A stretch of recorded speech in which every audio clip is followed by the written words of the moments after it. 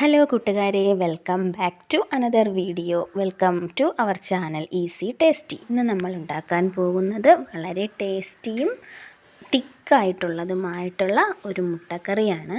അതിന് വേണ്ടിയിട്ട് സവാള അരിഞ്ഞ് വെച്ചിട്ടുണ്ട്. സവാള നമുക്ക് വഴറ്റിയെടുക്കണം. അതിനായിട്ട് ചീനിച്ചട്ടി വച്ചെടുക്കുക. ചീനിച്ചട്ടി ചൂടാകുമ്പോൾ കടുക് ഇട്ട് കൊടുക്കുക, ഓയിലൊഴിക്കുക. ഓയിലൊഴിച്ച ശേഷം കടുക് ഇട്ട് കൊടുക്കുക. കടുക് നന്നായിട്ട് പൊട്ടിയതിന് ശേഷം നമുക്ക് അരിഞ്ഞു വെച്ച സവാളയും കൂടി ഇതിലേക്ക് ചേർത്ത് കൊടുക്കാം. ഈ ഒരു സമയത്ത് കടുക് പൊട്ടിക്കുന്ന സമയത്ത് ഒരു കറിവേപ്പില ചേർത്ത് കൊടുക്കാവുന്നതാണ്. അതിനുശേഷം സവാള ചേർത്ത് നന്നായിട്ട് ഇളക്കി എടുക്കണം. ഇതൊന്ന് നമുക്ക് ഗോൾഡൻ ബ്രൗൺ കളറിലോട്ട് എത്തിക്കണം. ഗോൾഡൻ ബ്രൗൺ കളറായാൽ കറിക്ക് നല്ല ടേസ്റ്റ് വരത്തുള്ളൂ. സവാള വഴറ്റുന്ന സമയത്ത് കുറച്ച് ഉപ്പ് ചേർത്ത് കൊടുക്കുക. ഉപ്പ് ചേർത്ത് കഴിഞ്ഞാൽ സവാള പെട്ടെന്ന് വഴണ്ടി വാടി കിട്ടുന്നതാണ്. അതിനുശേഷം നന്നായിട്ട് ഇളക്കുക. ഈ ഒരു സമയത്ത് ഫ്ലെയിം മീഡിയത്തിലേക്ക് ഇടാൻ വേണ്ടി ശ്രദ്ധിക്കുക. ഹൈ ഫ്ലെയിമിലിട്ടാൽ ഉള്ളി കരിഞ്ഞു പോകാൻ സാധ്യതയുണ്ട്.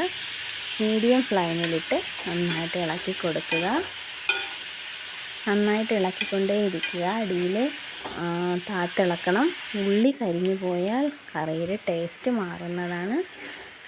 ഇപ്പം ചെറുതായിട്ട് ഒന്ന് വെള്ളമൊക്കെ ഇറങ്ങി വന്നിട്ടുണ്ട്. ഇനിയും ഗോൾഡൻ ബ്രൗൺ കളറിലോട്ട് വഴറ്റി എത്തിക്കണം. ഇപ്പോഴും ഇളക്കിക്കൊണ്ടേയിരിക്കുക. ഗോൾഡൻ ബ്രൗൺ കളർ ആയതിനു ശേഷം മാത്രമേ ഇതിൽ നമുക്ക് പൊടികൾ ഓരോന്നായിട്ട് ചേർത്ത് കൊടുക്കാൻ പറ്റത്തുള്ളൂ. ഇപ്പം ഏകദേശം വഴണ്ടി വന്നിട്ടുണ്ട്. കുറച്ച് സമയവും കൂടെ ഒന്ന് മൂത്തോട്ടെ. അതിന് ശേഷം നമുക്ക് പൊടികൾ ഓരോന്നായിട്ട് ചേർത്ത് കൊടുക്കാം.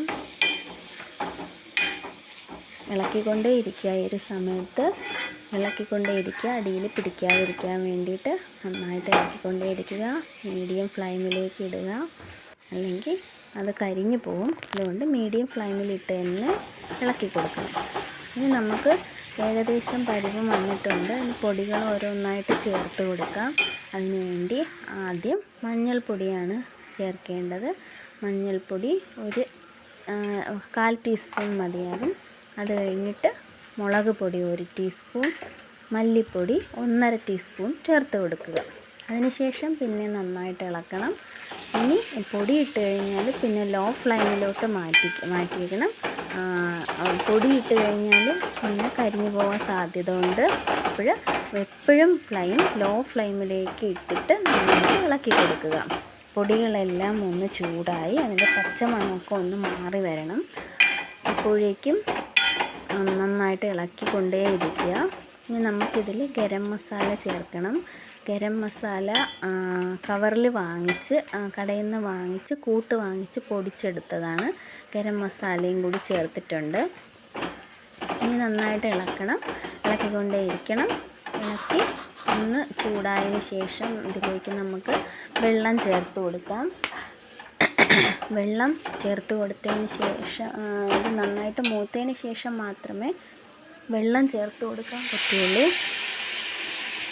ഇനി നമുക്ക് വെള്ളം ഒഴിക്കേണ്ട സമയമായിട്ടുണ്ട്. വെള്ളം ഒഴിച്ച് ആവശ്യത്തിന് അത് ഉള്ളി മുങ്ങുന്ന രൂപത്തിൽ എത്രയാണോ അത്രയും വെള്ളമാണ് ഒഴിക്കേണ്ടത്.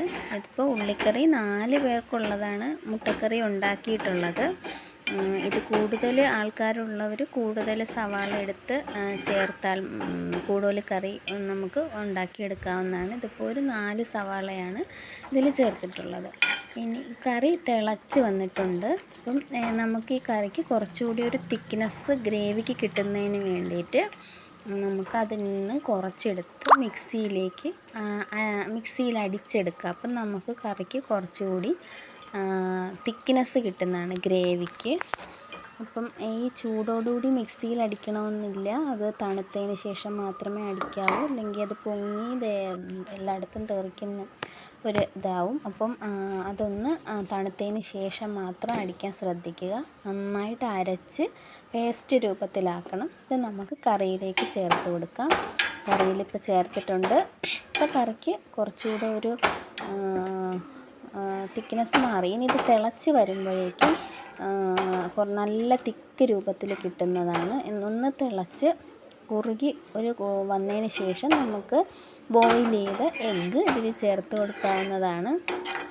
എഗ്ഗ് ബോയിൽ ചെയ്യുമ്പോൾ ബോയിലിങ്ങിന് ശേഷം അത് തണുത്ത വെള്ളത്തിൽ വെച്ച് അതിൻ്റെ തോടെല്ലാം പൊളിച്ചതിന് ശേഷമാണ് ഇതിലിട്ട് കൊടുക്കേണ്ടത്. കറി വന്നിട്ടുണ്ട്. തിളച്ച് ഒന്ന് കുറുകി വരണം. കുറുകി വരുമ്പോഴേക്കും നല്ല തിക്നെസ്സുള്ള മുട്ടക്കറി നമുക്ക് കിട്ടും.